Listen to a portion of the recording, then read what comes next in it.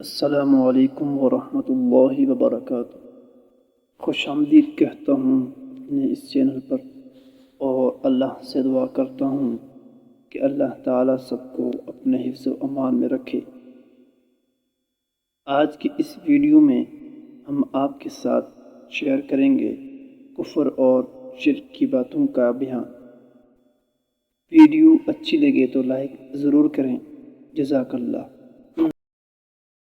Number 1، کفر کو پسند کرنا یعنی کفر کی باتوں کو اچھا جاننا۔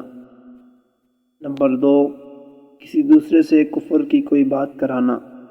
نمبر 3، کسی وجہ سے اپنے ایمان پر پریشان ہونا کہ اگر مسلمان نہ ہوتے تو فلانی بات نہ ہوتی۔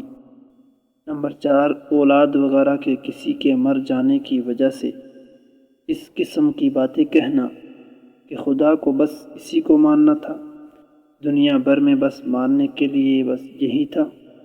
نمبر 5، خدا اور رسول کے کسی حکم کو برا سمجھنا، اس میں عیب نکالنا۔ نمبر 6، کسی نبی یا فرشتے کی حقارت کرنا، اس پر عیب لگانا۔